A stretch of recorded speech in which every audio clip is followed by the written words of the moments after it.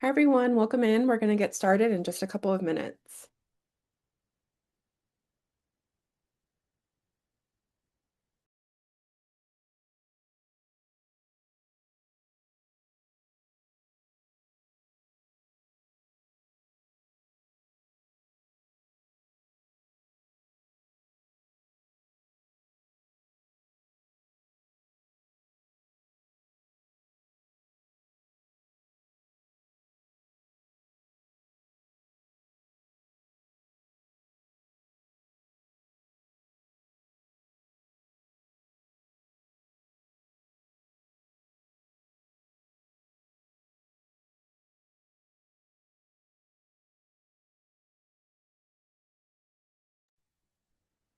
All right. It looks like the trickle of folks coming in has slowed down a little bit. So I'm gonna go ahead and kick us off and thank you all. Start off by thanking you all for joining us tonight.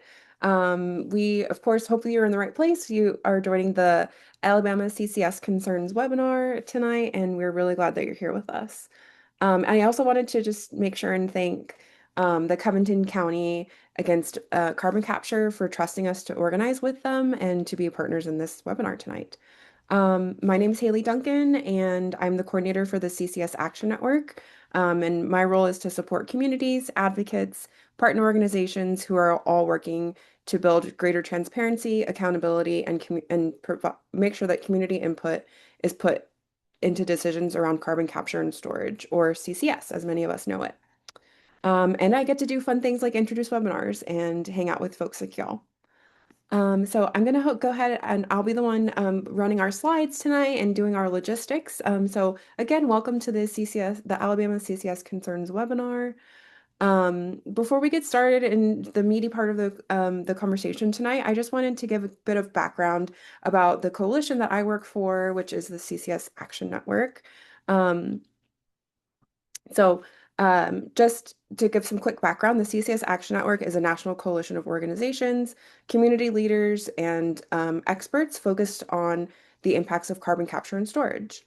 Over the last year, I should say, we were founded last year in 2000, in January of 2025, as a way to mobilize communities that are all concerned about CCS and carbon capture. So we have had a lot of successes over the last year, as you can see, and some major wins, which were on that previous slide. But largely, again, we bring together environmental groups, local leaders, technical experts, community members, and folks from across the entire political spectrum to share information, coordinate advocacy, and support communities navigating the rapidly expanding CCS industry. And a big part of our work is to make sure that the concerns, questions, and experiences of people on the ground are part of the conversations that are being made about CCS, both in boardrooms and in on the Hill and in other advocacy venues. So if with that, if all of that sounds interesting and you would like to join our coalition, you are more than welcome to. I invite you to take a picture of the QR code that you see here on your screen. But that will we send weekly emails that kind of give an update on what's happening in the world of CCS. And I will also make sure to drop a link in the chat for everyone. All right, so that is enough about the CCS Action Network. I am actually going to hit record now on our webinar for tonight. And let's see. Sorry, give me 1 second.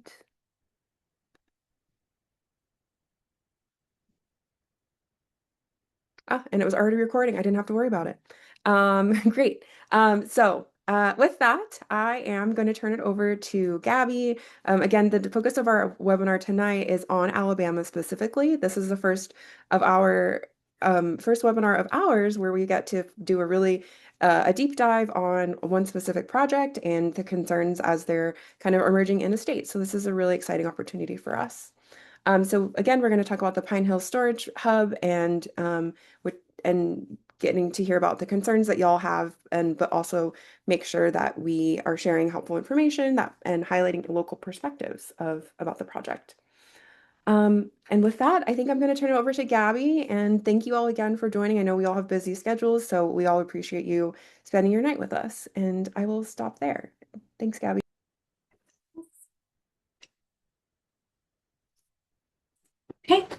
Thank you, Haley. And thank you to the CCS Action Network for putting this together and for helping connect what's happening in Alabama to everything you all are working on nationally. It really does mean a lot to have that support.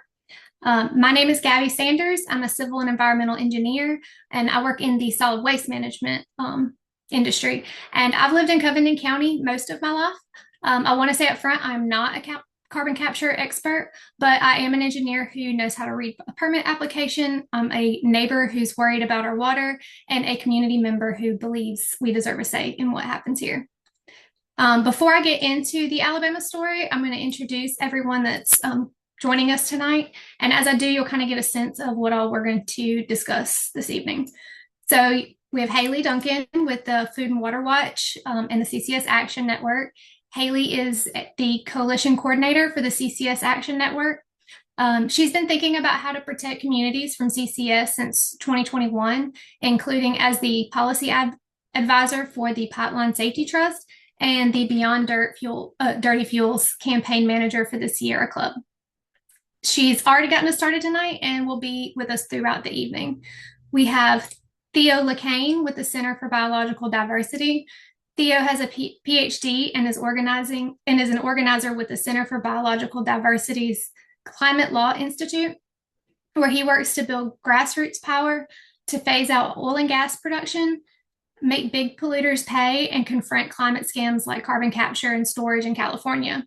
He'll give us our CCS 101 foundation. And then we have Representative Matthew Hammett. Representative Hammett represents House District 92, which encompasses all of Covington County and portions of Coffee and Escambia counties. He was elected in November 2022 and was officially sworn into office on January 6, 2023. He's a lifelong resident of Rose Hill in Covington County, and he's a graduate of Auburn University and owns and operates Hammett Drilling Company, which is a family business that was established in 1951. His background also includes work as a cattleman, poultry producer, and water well contractor. And he'll be walking us through the Alabama legislation. We also have Pam Richard with the Eco Justice Collaborative. Pam is with the Eco Justice Collaborative and will share lessons from injection well fights in Illinois, including the ADM Decatur case. We also have Emma Schmidt with Bold Alliance. She is the director of the Pipeline Fighters Hub at Bold Alliance, where she connects landowners and communities facing unwanted pipelines with legal, organizing, and technical resources. And then finally, we have Anika June with the Institute for Energy Economics and Financial Analysis. Anika is an energy data analyst with the Institute with an expertise in data analysis, spatial data analysis, and cartography. Her research at the Institute focuses on fossil hydrogen production and issues surrounding carbon capture and storage. She'll close our speaker lineup with a look at the federal tax subsidies that make projects like Pine Hills financially viable. And then after all of that, we'll cover what you can do to help, and then we'll open it up for a Q&A. And just a quick summary on why we're here tonight. Last October, our county commissioner, Robbie Weaver, started getting calls from constituents asking about testing they'd observed on local timberland. After some digging, he found out that the company Reliant was pursuing a carbon capture and sequestration project, and he asked them to come speak at a county commission meeting. And then the news spread from there. We discovered that in July of 2025, they had quietly filed a permit application with the EPA to build what would be the world's largest carbon dioxide storage facility right here in Covington County. And since then, we've been organizing. We filed public records requests, engaged attorneys and legislators, and we've connected with national organizations like the ones we're hearing from tonight. And that's how this webinar came together. I'll get into more of the project details after Thea. So for now, let's make sure everybody kind of understands the basics of CCS. Thea, I'll let you take it on. Thank you so much, Gabby, and thank you all so much for having me this evening. It's a real honor and pleasure to be able to share some information with you about carbon capture and storage. My name is Theo. I work with the Center for Biological Diversity, and I'm part of a coalition called Communities Against Carbon Transportation and Injection, or CACTI, where we've been working to stop expansion of carbon capture and storage projects across Northern California. And I was asked here this evening to share a bit about what CCS is, what it does, and what it claims to do before we get into the rest of our program. So let's dive in. Next slide, please. So carbon capture and storage, or CCS, is a process of capturing some carbon dioxide, or CO2, from the smokestacks of polluting facilities like power plants and refineries, transporting it, compressing it, and then pumping it underground to be stored indefinitely. At the Center for Biological Diversity, we don't call it CCS, we call it carbon waste dumping. CO2 is a waste product. It pollutes our atmosphere and drives climate change. And as we've gotten more and more concerned with extreme weather events like fires and droughts and floods and extreme heat that climate change causes, we've seen polluting companies have had to figure out what to do with this waste product. And just anecdotally, I was actually talking to a city council member about the risks of CCS in her neighborhood earlier this week. And as soon as she understood the problem, she immediately likened it to the issues that we've seen with trying to store things like nuclear waste. And I thought the comparison was actually quite a good one, especially when we don't know how long CO2 can be stored underground. Let's go to slide 3, because I want to share a diagram. This diagram, I think, is quite helpful to understand the technology at work. Here we have, on the left side of the diagram, polluting facilities spewing out carbon dioxide and other pollutants into the air. Technology that can catch carbon dioxide is added to this facility, and it captures some of the CO2 at the smokestack before it can enter the atmosphere. That carbon dioxide is then pumped through a network of pipelines, sometimes over dozens of miles long. One project that we're working to stop in California, where I'm at, is proposing a pipeline that is over 45 miles long. And often these pipelines wind through or near neighborhoods, and we'll talk about the risks that that poses later. Most of the carbon that is captured from these facilities is then actually sent back to oil fields to be used to pump out more oil from the ground. Some of that carbon dioxide is sent to be stored underground in depleted oil reservoirs or saline aquifers or other porous rock formations, where we're told that it can be stored permanently, but we actually don't know how long it can be stored, especially in earthquake-prone regions or regions where the rock formation is already perforated by holes in the ground that have been drilled through previous oil and gas operations. So in addition to it being used to do more oil and gas recovery or being stored underground indefinitely, some of that CO2 is also sent to other factories to help with the production of plastics and other products. The key here is that companies doing carbon capture and storage are then able to apply for tax breaks and subsidies for every ton of carbon dioxide that they claim to store. We'll talk more on how much this is costing the public with other speakers later in this presentation as well. Let's go to the next slide. So carbon capture and storage is not actually a new technology. In fact, it's been around for about 50 years. The oil and gas industry originally developed this technology because they were using carbon dioxide for what we call enhanced oil recovery, and they needed a way to harvest CO2 for those operations. With enhanced oil recovery, carbon dioxide is used to force the last dregs of oil out of the ground out of those oil reservoirs. Now, across the United States, about 90% of carbon capture technology is still used for enhanced oil recovery, not permanent storage. So a lot about this technology is really just about making it easier to produce more fossil fuels, and in many cases, making the problem worse. So if this technology has been around for 50 years, why are we only starting to talk about it now? Well, this is partly in response to the increasing pressures to stop producing carbon dioxide emissions that are driving climate change. And so in response to that, polluting companies came up with this ingenious plan. Why not just dump the carbon underground rather than letting it get into the atmosphere? That way we can keep burning fossil fuels and claim we're solving climate change at the same time. It's a win-win. Nothing needs to change. Moreover, we can even package this all as a climate change solution and say we're saving the world. And better yet, we can get the public to pay for it. And so in the last 10 years, that's actually exactly what's happened. Lobbyists have successfully convinced politicians of both parties to pump billions of dollars into subsidies and tax breaks into the fossil fuel industry to incentivize and expand this technology. President Biden's Inflation Reduction Act carved out billions of dollars for the industry, and President Trump has doubled down on that. So with all of this public money and political backing that we're seeing behind this technology, it's not really a surprise that we're seeing a massive explosion and rapid expansion of it across the United States. And that's why we started talking about it. But there's a problem. The technology just doesn't work. Industry will often promise to capture something like 90 or 95% of carbon dioxide from polluting facilities. But so far around the United States and across the world, we haven't seen a single example of the technology capturing more than 80% of CO2. And it's usually closer to something like 30 to 50% a capture rate. So the vast majority of the carbon is still escaping into the atmosphere. Go to our last slide, please. So that's a lot about what CCS is. But to summarize and finish up here, let's talk about what CCS is not. It is not new. It's a technology that the oil and gas companies have been using for decades, and primarily for getting more oil out of the ground. It is not effective. It overpromises and underdelivers. Compressing carbon dioxide is very energy intensive, and the technology uses a ton more energy than if you were just to burn the fossil fuels at the refinery itself.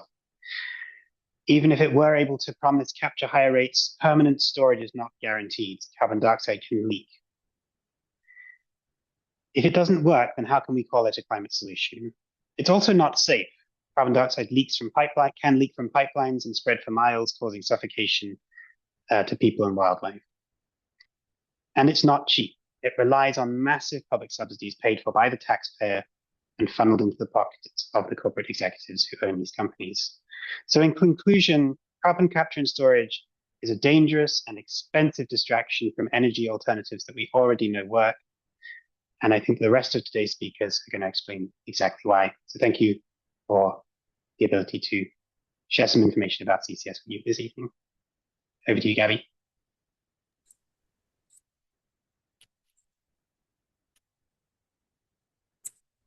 Thank you, Theo. So before I get into the numbers, I wanted to tell you what it was like when our community found out about this project. Haley, if you can go to the next slide. So Reliant is calling this project Alabama's flagship carbon storage facility. And you can see here a news article about that first county commission meeting where Mr. Bester Ward with Reliant came and he spoke to us. Of course, he tried to sell this as an economic opportunity for our community. One moment, sorry. And at this point, we had only been able to see that the permit was submitted to the EPA in Region 4 and that it listed 44 injection wells, which I initially thought might have been a typo because no other application on the EPA's website listed nearly that many wells. Next slide.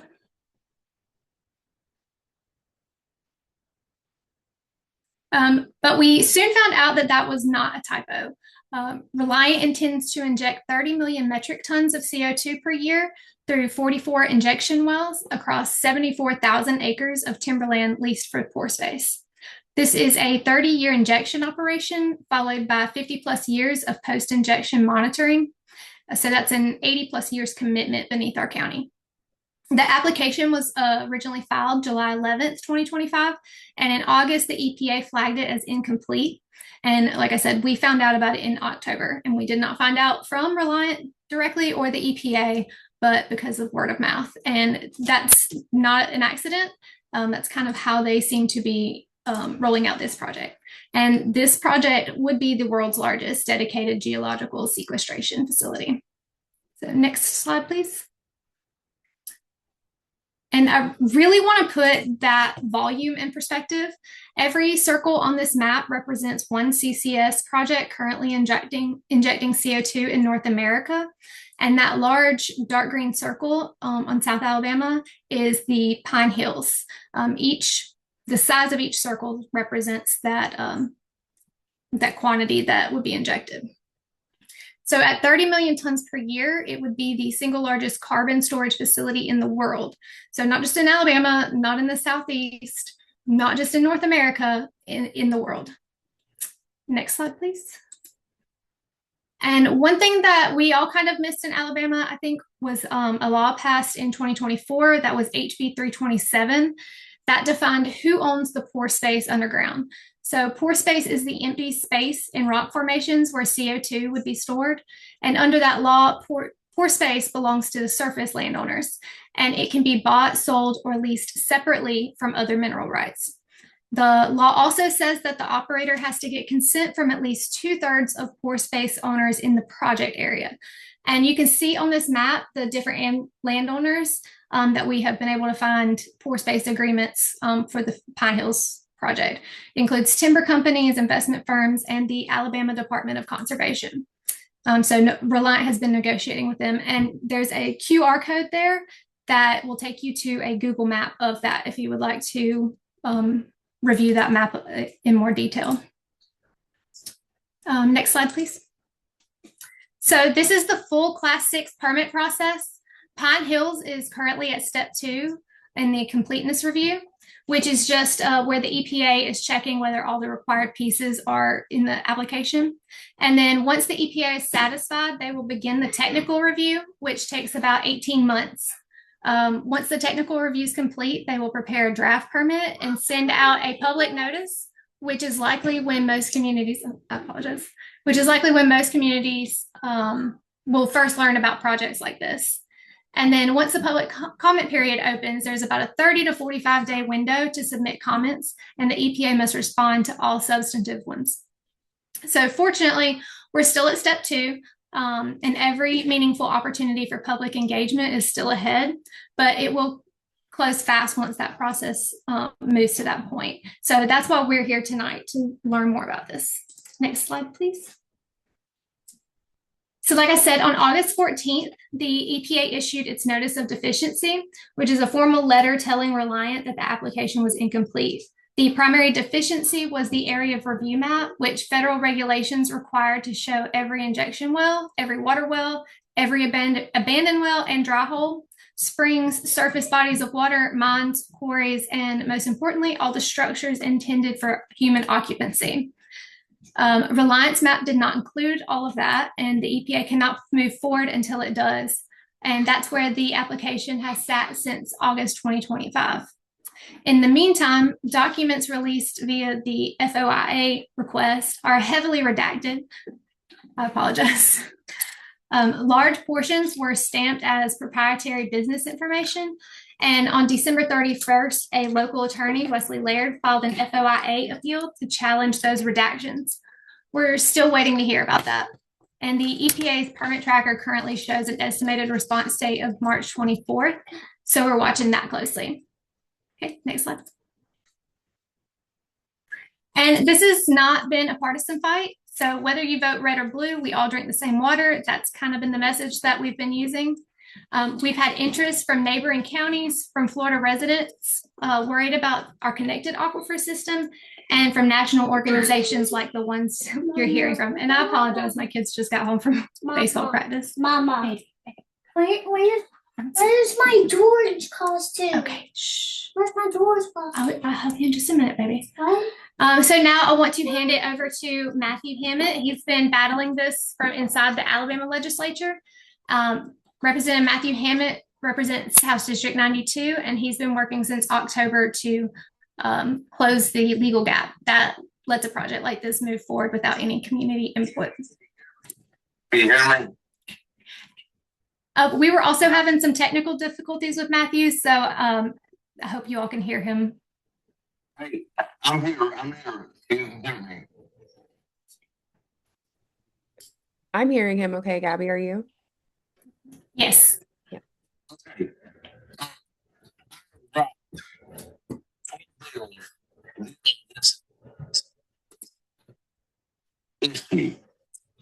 One is HB 61, which will give a local consent CA to get rid of these wells in our county. It's not going anywhere. We're dealing with big money. I mean, it's just awful what I'm having to deal with.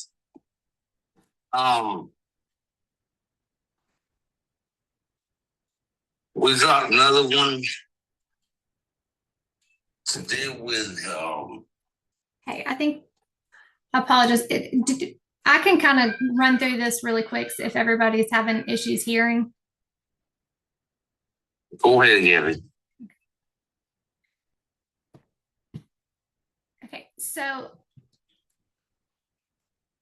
Okay, I'll kind of quickly summarize these for him.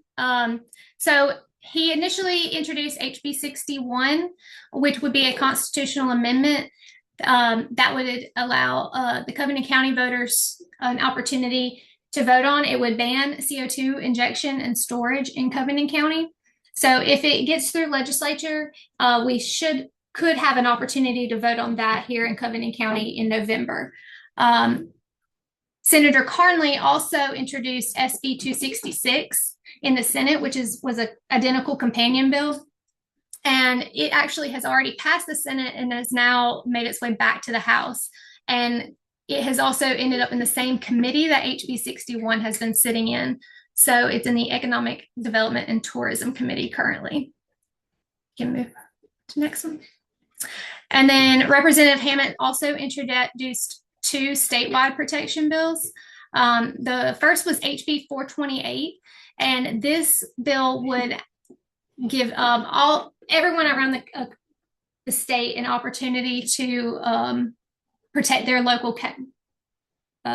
governments by requiring local governing body approval. So this would kind of act like how our state currently has a requirement for landfills of solid waste facilities that prior to any permit application being submitted, they must submit that application to the city or county that the project would be located and get their approval.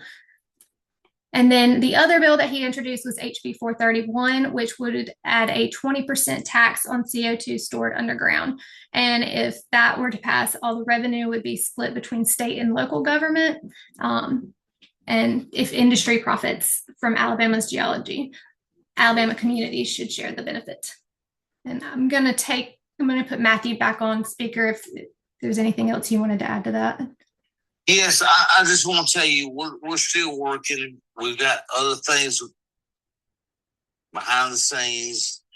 I had a good conversation with Senator Paul Lee today. He is behind us. And we've got some other legislation we're going to try to get through next week. We'll do the session. So, listen, we're fighting, and, I know this is a big deal nationwide, but these are just some of the deals we're trying to do. And, I just want to give Gabby a big shout out. Everybody that's listening to this, she works very hard. And I hope we all can get this done and stop this thing in Alabama and nationwide, actually. Gabby, thank you so much. Thank you, Matthew. And with all that, I apologize for all the technical difficulties. I'm going to turn it over now to Pam, correct? Thank you, Gabby. I'm here with the Chicago accent, and I would much rather listen to all of you. But I'm very pleased to be here tonight and want to acknowledge the great participation we have from Illinois. We have a coalition that we have called the Coalition to Stop CO2 Pipelines that we formed in January of 22, and we have grown from fighting pipelines successfully together to now tackling the carbon capture and storage that's threatening our communities in Illinois. I think there's a lot we can learn about one another, and it would be great to partner with you and our landowner groups as we move forward. So, just for context, one of the things that I think people don't think about when they think about Illinois is that we have a lot of potential for seismic activity here. So the graphic on the right shows the white dots, which are the earthquakes that have happened historically. The red star is really recent. The faults and traces are potentially areas that could be triggered by CO2 injection. We have what's called a quaternary fault, which is the orange blob there on the lower right-hand corner that is thought to be seismically active. And the reason I'm bringing this up is because I do think that as we move forward with our permits, and there are a number of them. If you go to the next slide, Haley, we have 13 projects that are proposed in Illinois, and 8 are now under review by the US EPA. And that seismic activity and the ability to really understand that is going to be, and how that relates to pressure is going to really be at the forefront of our reviews. We're nowhere near the size of what's being proposed in Alabama and with your one project. So far, the known storage is just under 475 million metric tons compared to your 900, if I've got that correct. About a few years ago, we realized industry was proposing its own bill for carbon capture and storage, and in Illinois, and there were things that had to be done in order to even allow it. We didn't have anything on the books with respect to defining pore space rights, who owns it, how much pore space had to be acquired before you could have a project.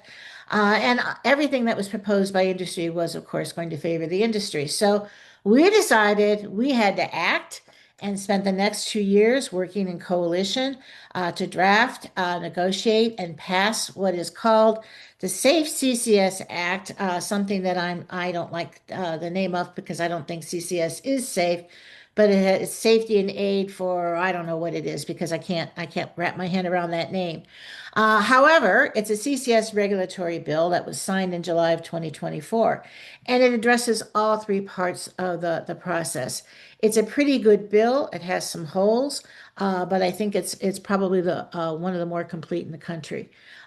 Next slide, please. So one of the things that we had industry saying is, what's the problem, everybody? What's the problem, senators, representatives, coalitions, environmental groups? We've got the most successful project that's ever existed in this country. ADM in Decatur happens to have the only US EPA operating approved Class 6 well in the US. And it's been lifted up as, look what we can do. Success, success, success. But look at how small it is. It's less than 7 metric tons, and it's been going on for over 15 years, and it's only got like another million metric tons or so to get us to that 6.6. But after it stored, ADM stored 1 million metric tons, they said, okay, we can do this. It's time for commercial scale. And so they proposed their next project, which is 5.6 million metric tons, and we're still moving through that now. But as you can see here, it leaked. And I think many of us on this call are concerned that that can happen. And if it can happen in Illinois, it can happen anywhere. And it didn't leak just once, it leaked twice. Next slide, please. So what happened? This is a schematic diagram of the wells in Decatur, the injection site, the storage area in Decatur, Illinois. And as you can see, this is the second project, and it has 2 monitoring wells. And if you look at the red dot in the lower part of the diagram, that's where the discovery of the leak happened in March of 2024. But before that happened, the project started in 2017. 3 years later, we had a monitoring well going kind of haywire, and it was showing some electrical problems. 2 more years after ADM tried to figure out what was going on, that well went berserk, and it no longer could sample in all of the 5 zones that it was supposed to take samples in. This was a new design, a novel design, and instead of having a monitoring well that sampled above the cap and a second one that sampled below the cap, they did it in a single well. And so what happened, as we learned later, is that the well material, 13 chrome steel, had never been tested for how it would hold up in a CO2 brine environment, which is what we have in saline aquifers, and it corroded. And when it corroded, the sleeves got stuck. And when the sleeves got stuck, The CO2 and brine moved from the Mount Simon Reservoir at the very bottom of that quote layer cake. Nothing looks like this in real life, by the way. Up through the cap, through the well, up through the top of the Eau Claire Shale, which is supposed to be the permeable cap, and up into the unauthorized zone, and that's where the leak was. Now, I'll grant you it was a small leak, but it's also a very small project, right? Um, Next slide, please. So when we look at this here in Illinois, we say, man, this is really an example of failure, and it's a failure in a variety of ways. First of all, the design. It was thought to be the best available technology. It failed. Well, what can we say about the quote next best available technology if it's not tested first? The material was not tested. That steel was never tested. And guess what? What the EPA is recommending now has not been tested either. We do not know how 25 chrome is going to perform in saline CO2 environment, and that's supposed to last forever, right? Operational. The company should have shut down according to its permit. When it had that well going a haywire in January 2022, and they couldn't sample all 5 zones, their permit required them to shut down, and they didn't. By October, they decided they had to plug the well and take it out of production, and that meant they were in violation of their permit, but they never stopped injecting.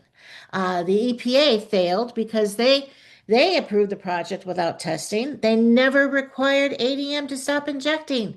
And so here they have something that is massively going wrong, and nobody said stop till you get it worked out.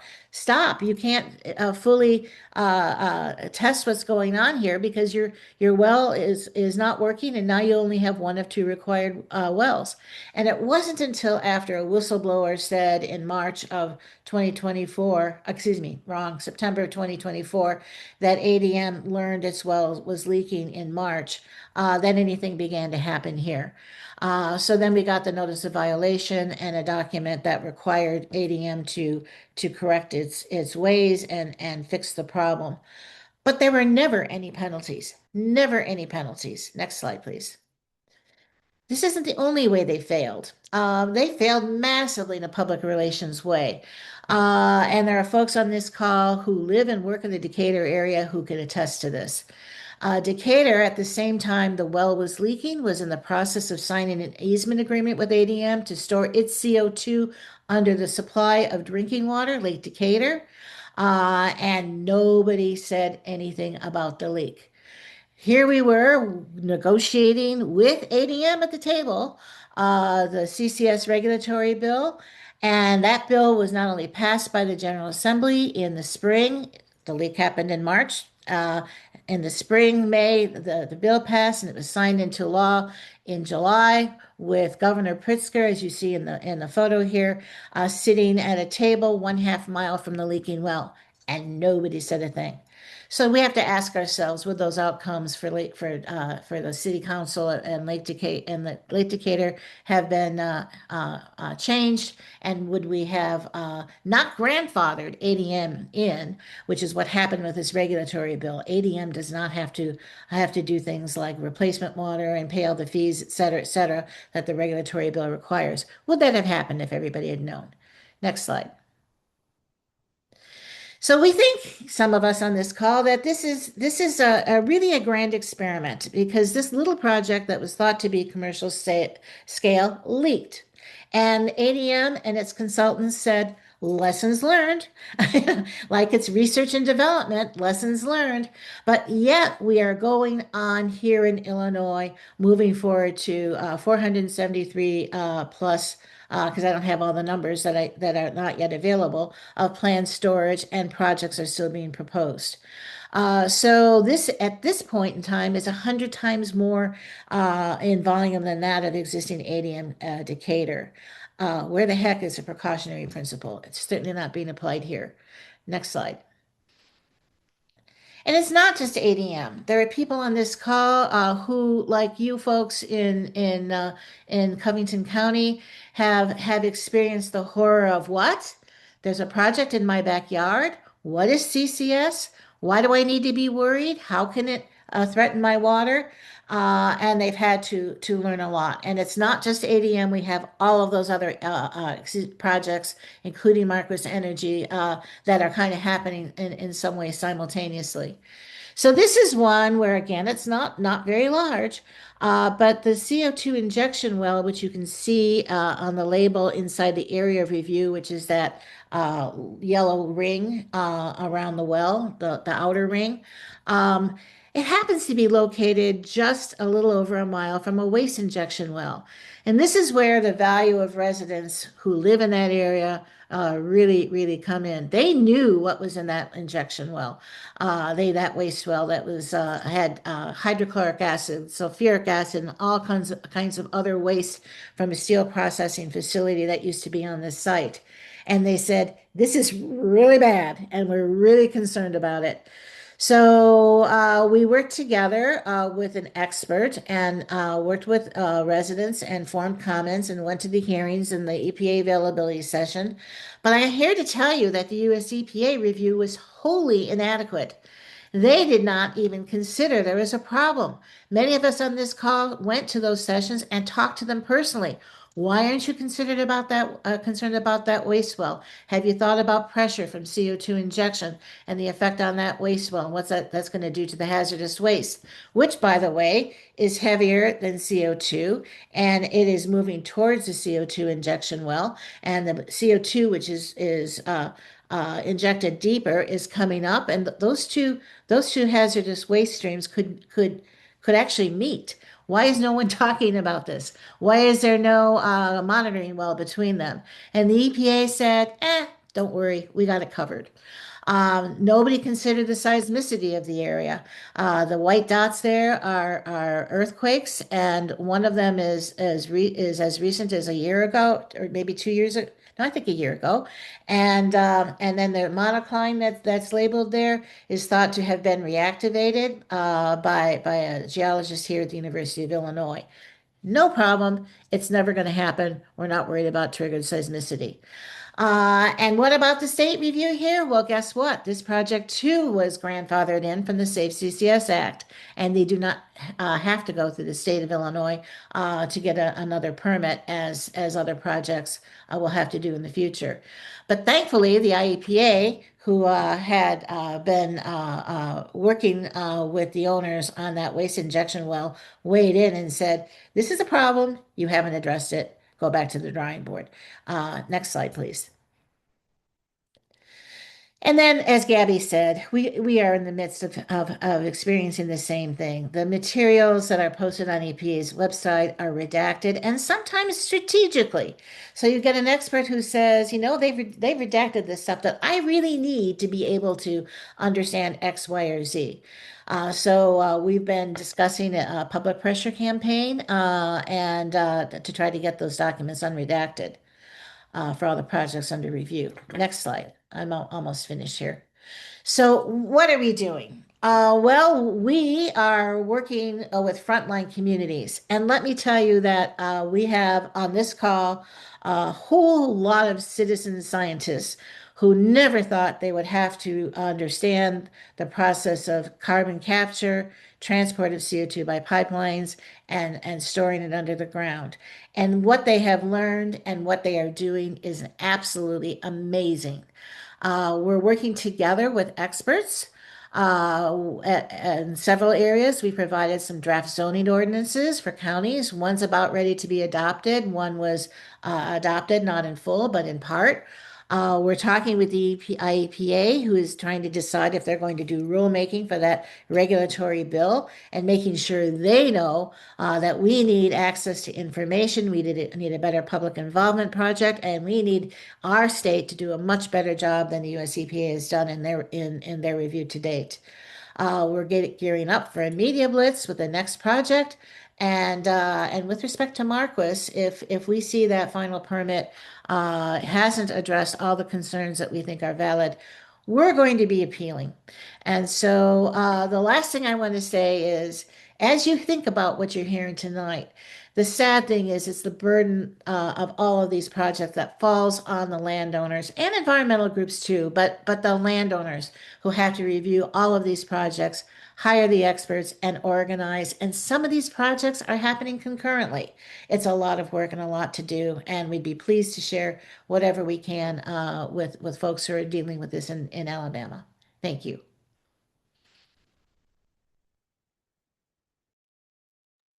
All right. Hi, folks. I only have a few minutes and I am really good at running my mouth. So we're going to get straight to the point by going to the next slide. All right, so the first carbon pipeline, if you weren't aware, was built way back in 1972.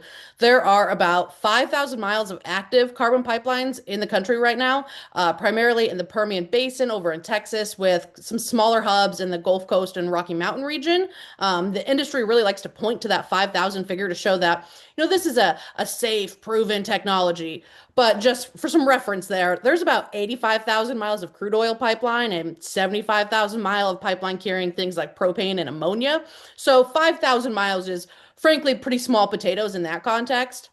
And these are all relatively short pipelines. So the median length of a CO2 pipeline is about 31 miles. And on average, each pipeline operator only oversees like around 200 miles of pipe. Next slide. That said, though, is if the industry has it their way, they would like to see a massive expansion of CO2 pipelines with the addition of tens of thousands of miles by 2050. Now, what's the problem with that? Well, there are a lot of them, but I've only got like 5 minutes left now. So we're going to rapid fire a few of the biggest concerns that have, I'd say, that have brought landowners across the country together in a fight against this industry. Next slide. So one really big issue is land damage. As you can see from these photos, pipeline construction makes a mess, right? And it's a mess that can't be cleaned up overnight.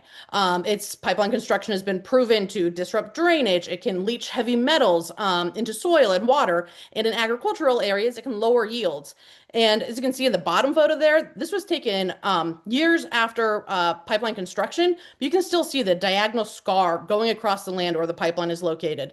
So you've got harm to people's water, land, and livelihoods all going on for these projects that typically benefit a private corporation. Next slide.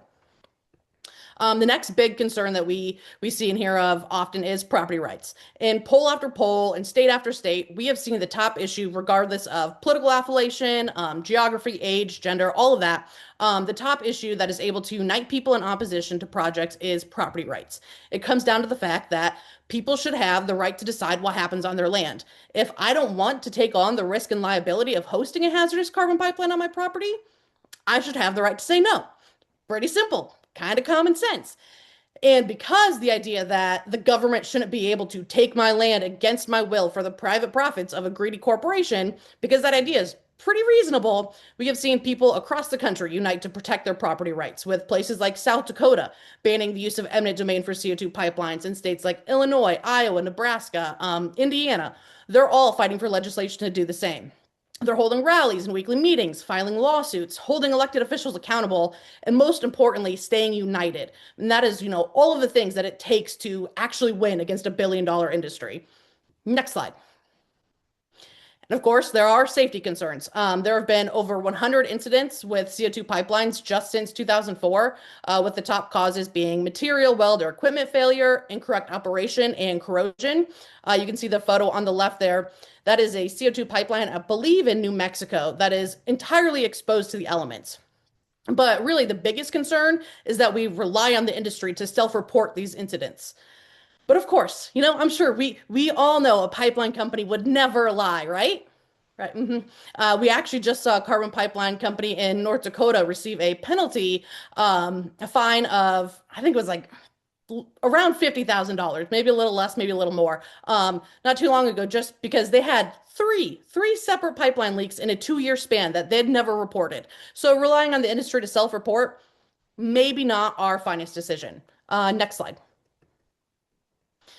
And all of that is a bit of a problem because, as we've heard, CO2 is an asphyxiant. It's heavier than air. In a pipeline, the CO2 is highly pressurized into a liquid or supercritical state. So when a pipeline ruptures and it loses that pressurization, the pipeline can rip violently apart as it expands from that liquid or supercritical state into a gas. And then these photos of actual real-life CO2 pipeline ruptures You can see the CO2 like in the photos, but as that CO2 disperses out, it becomes colorless and odorless, and it has the ability to cause dizziness, respiratory issues, brain injury, and can even kill you. And not to mention, it can also stall combustion engines, which means that your typical emergency vehicle probably not going to be able to provide rescue. Next slide.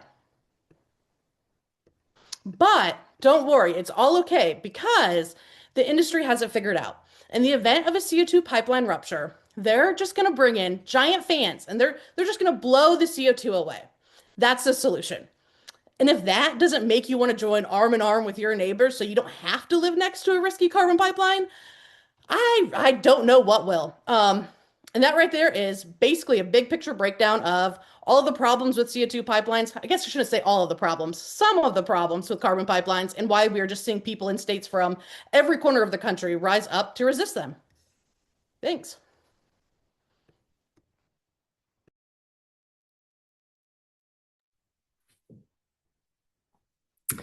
Hi, my name is Annika June. I'm an energy data analyst with the Institute for Energy Economics and Financial Analysis, or IEFA.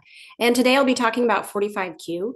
It's a key federal tax credit that's driving the growth of projects related to carbon capture and storage. Next slide, please.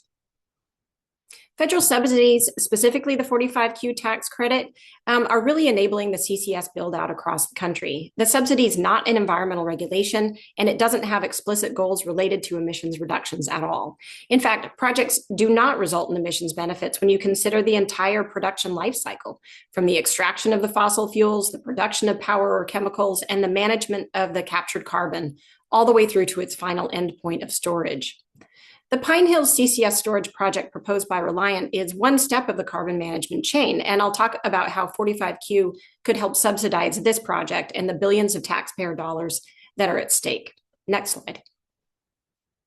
45Q is a federal tax credit available to companies that capture CO2 that is subsequently either stored permanently underground or utilized for other purposes. For every metric ton of CO2 captured at an industrial or power plant, the credit value is $85 if stored or used. And uses can include things like carbonation for beverages, as well as to force more oil and gas out of the ground, as Theo discussed earlier. 45Q credits can be claimed by the company capturing CO2 for 12 years. Companies can effectively sell excess credits on the market, which creates a new revenue stream for that industry. There's currently no cap on the amount or credit that can be claimed either by a single company or accessed through 45Q as a whole. When the rule was first created, there was a limit to the amount of captured CO2 that could qualify, but that limit was removed in later revisions. I also want to highlight the bipartisan nature of support 45Q has enjoyed historically. Many conservative lawmakers see the credit as a lucrative boon to the oil and gas, petrochemical, and power sectors, which will help these industries shift to a future with demand for low carbon products. Democratic or Green lawmakers saw 45Q as a compromise deal that was maybe necessary to acquire the bipartisan support for other clean energy legislation and funding. And it's also true that there are a lot of lawmakers still on both sides of the aisle that mistakenly believe carbon capture is an effective way to reduce greenhouse gas emissions. Next slide. There are, oh, did I miss one?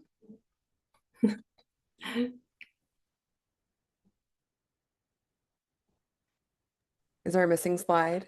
No, you're right. Thank you. There are a lot of problems with 45Q. Chief among them is that it's a tax rule and can't substitute for proper environmental regulations. And this is problematic in two major ways. First, there's no provision in law that allows IRS and EPA to actually communicate directly. And EPA cannot share information directly with the IRS, even if there is an incident report submitted to EPA that might include essential information about, say, CO2 leakage or loss of containment that could impact credit amounts or justify a clawback of the allowed credit. Second, claims do not require the demonstration of any emissions reductions, net or otherwise. The overall significance of establishing the credit in the first place is really brought into question here. We're talking about potentially hundreds of billions of taxpayer dollars with no mechanism to determine whether or not there is even a benefit to that spending. 45Q has been around since 2008, and there's been an opportunity to see how the credit has been administered, and the news is not good. In 2020, TIGTA, the Treasury Inspector General for Tax Administration, reported a lack of compliance with EPA regulations by claimants. A subsequent study released in 2023 by Taxpayers for Common Sense, found $894 million of the $1 billion claimed, so almost all of it, in 45Q credits between 2010 and 2019 didn't actually meet the EPA requirements for reporting. And so these findings indicate that the IRS is not well equipped to evaluate credit claims and ensure that they meet the standards that are imposed by the regulatory agency. As a tax rule, there is simply no transparency related to the claims. 45Q is not a grant program with a congressionally approved allocation or any sort of tracking of project progress or claims. It's simply an uncapped tax credit that is confidential and completely out of the public view. Finally, it's really unclear what the total cost to taxpayers will be for 45Q claims. A recent estimate from the Department of Treasury found that the total cost would be around $43 billion. And this is a lot of money, but it seems quite low when you calculate that a single project could access an average of $6 billion over the 12 years of eligibility. IEFA released some estimates last year that found the total cost of the announced projects could be more than $800 billion. And it's certainly true that not all of those projects will end up being built, but the price tag for this uncapped credit could balloon. Next slide.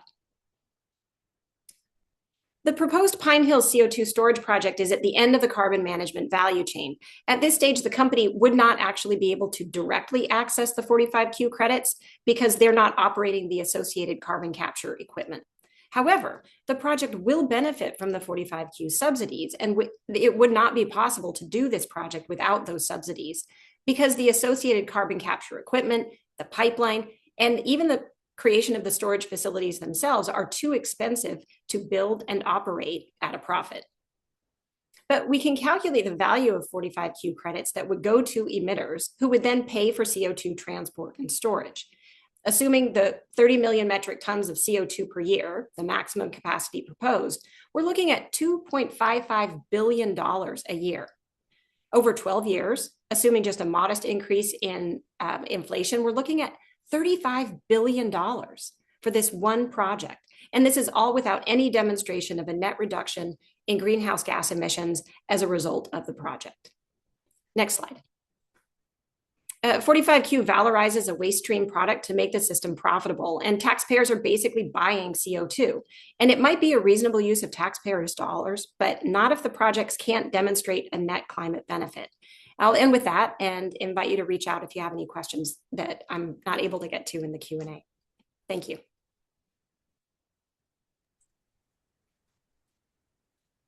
Okay. Thank you, Anika. So we've heard a lot tonight, and I wanted to leave you with 3 specific things we can do right now that might actually make a difference. So as we talked about, SB 266 has actually passed the Senate and is now in the House.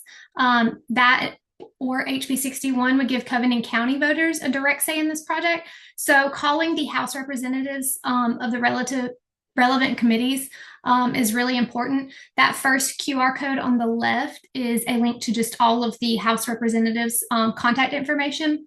We also have a post with all of the committees members and their contact information on our Facebook page. You can also sign the petition. There's a community petition opposing the Pine Hills project. That's what that middle QR code would take you to. So if you could please sign that, that would be great if you haven't already. And then finally, like I said, if you would follow our Facebook page, we're trying to share information that's directly relevant to Covenant County. You can click that third QR code on the right. We're sharing legislative updates and general information about CCS. And like I said, all of the legislative members in those committees were posting. So like I said, whether you vote red or blue, we all drink the same water. And I thank you all for being here tonight. So if we could get into some of the Q&A now.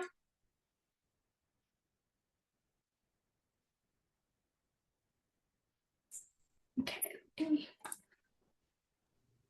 So go ahead. No, go ahead. You got it. There was a question, how many injection wells would be needed on the Pine Hill site if they want to meet their capacity of 30 million tons of CO2 a year? That was Nika, I think if you wanted, did you have? Yeah, sure. I think so. The permit application was for 44 wells, and on average, we're seeing that average injection is less than 1 million metric tons. And so that's a really important number to think about because that is a lot of infrastructure to develop. It's a lot of disruption to the environment to put in all of those wells, to put in all of those pipelines. So it's just an important consideration for the community to take as they're looking at the magnitude of this project. Okay. Let's see, another question here. Even if we can't stop it now, can it be stopped in the future? I'm not sure. Pam or Emma? I mean, I will say yes, right? We can always keep fighting. There's always different ways that we can approach things in. I will say in every fight we've ever been in, we don't always win. Sometimes we lose and we lose and we lose, but we stick together, we keep united, and sometimes we win, sometimes we don't, but it's still worth the fight because everything makes a difference. I think that's a great answer. The only thing I would say to that is sometimes you win when you least expect it. And I think that's something to kind of take under consideration. And again, if you're not winning, sometimes something happens that causes, like the leak at 8 a.m., right? Causes everybody to say, "Oops, this isn't working here. Let's take a step back." So don't ever give up.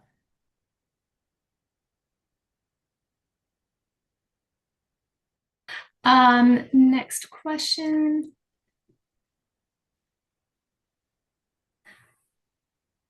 So Jan asked, referencing your picture of houses being impacted by leaks in the storage forest rock of CO2, are there any studies on how low-level increases in CO2 affect human development?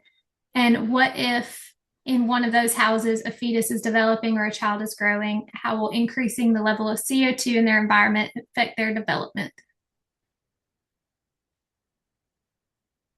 I'll take a stab at this since I don't see anybody else jump into. I will say I have not seen, and I could be wrong, but I at least haven't personally seen any studies specific to like a developing fetus. But I know like low level exposure to CO2, it all kind of depends on what that level actually is. But it can cause things like headaches, brain fog, things like that. But Anika, I bet you have a much better answer.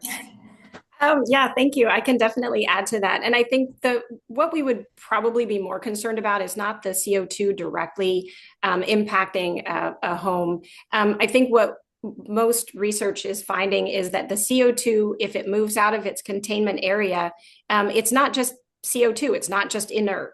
It's in this environment where there are heavy metals, there are all kinds of other things underground in these storage spaces. They're not empty spaces. And so as CO2 causes movement of those things and they move into the water supply, you're looking at contamination of water supply. And that is something that would definitely have significant impacts on anybody who's using that water supply. If the technology doesn't work, why is the government spending so much money on it? I don't know who wants to take us out of that one. I can jump in. At Aisha, we spend a lot of time looking at the cost of this equipment, how much companies are willing to invest in it themselves, and the profitability potential of it. And what we find over and over again is that companies will not invest in this equipment, in this technology, without incredibly substantial and prolonged support from the federal government in the form of subsidies or credits or whatever else to make it economically feasible. If they had been able to do this economically before the advent of, say, 45Q, we would have seen it because the technology did exist, and we don't because it's way too expensive.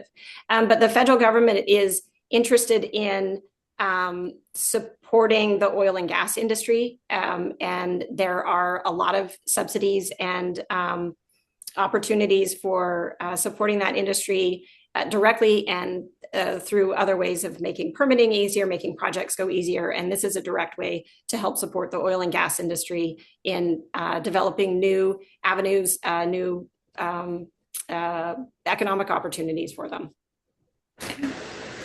Haley, I don't know if you can go back to Emma's slides. There was a question about the top photo I believe it was the slide that had several photos of accidents that had Yeah, I happened. think I know what that one is too, just without looking. But go down one more. Nope, one more. There we go. So I'm assuming this is the photo. Tell me if I'm wrong, but this is I one, believe that was one.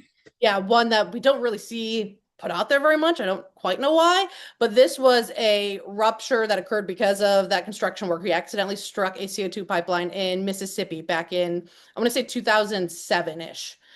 There were no fatalities, luckily, but yeah, that's where that's from. Okay. Um, Pam, do you have any suggestions for what we can say to our legislators when we contact them? I know you've worked a lot on that. So there was a question, what should we say or email to the legislators? Are you talking state or federal? There's the CC Action Network and folks on this call know because we have been meeting with our U.S. reps and U.S. senators to Mhm. call on them to do what we were promised is to get pipeline safety reform, right? So Mhm. that's one thing that I think we can do at the federal level. And I think one of the things that we've been doing here in Illinois is we're trying to work at all levels, whether it's the township or the county or the state or the federal. We're trying to hit it all and make sure everybody understands. So one of the things that I think has to happen first is people really need to understand what a threat CO2 pipelines are. Just to say, all of the pipelines that came through Illinois were routed so close to residents, there would have been a 50% fatality rate. Within 10 minutes had one ruptured. So they're really serious and having hazardous rather, and having facts like that helps. But I think everybody wants to have clean water. And talking about access to clean water as a human right is something that we also have found successful here in Illinois. Some of our projects have affected our sole source aquifer. And the fact that we were able to say, look, our flagship ADM leaked. Why the heck would you put a carbon sequestration project and inject CO2 through and store it under an aquifer where the water can't be replaced if it can be contaminated? People can hear that. Access to clean water is a human right, and why do we want to jeopardize that? So pipeline safety, and we've got lots of facts that will be happily share with others.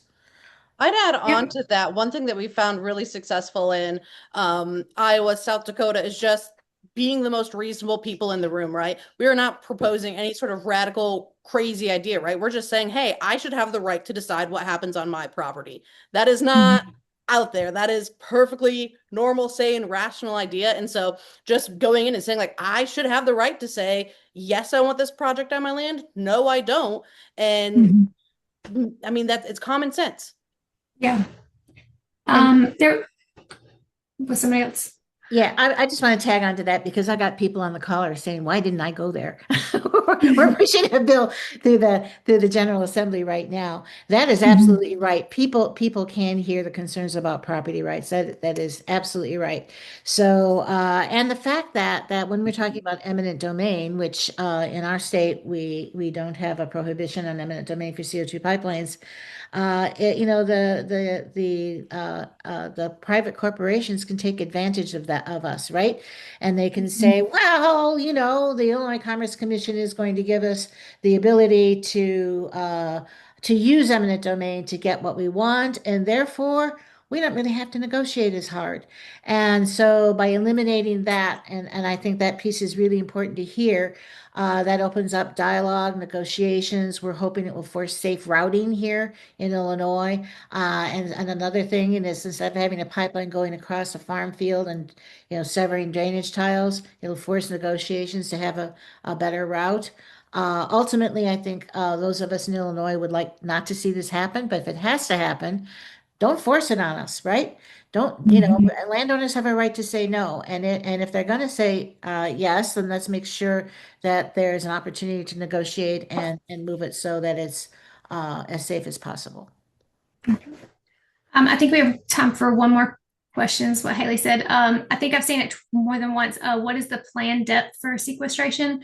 I know on the Reliance Pine Hills website, they say that it will be injected over 3,000 feet deep, but the actual data in the application has been redacted, so we cannot see anything. We can't see the area. We can't see any of the maps. We can't see any of the depths directly. So it's still kind of a question mark right now.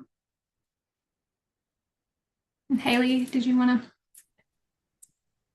Yeah, I'm happy to close this out, but I think that we have that. I just want to make sure we're respectful of everyone's time tonight. And again, I just Yes. want to thank you again all for joining. Those of you who were able to join us as speakers, thank you. And those of you who joined to listen in, thank you so much. And I hope that you learned a lot. And that if you have any questions, please feel free to send Gabby an email directly or myself. And I will just say that this was recorded and we'll be sending out a copy of the recording to everyone who registered tomorrow morning.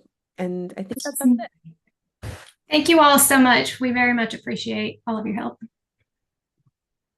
Thank you all. Have a good night. Thanks.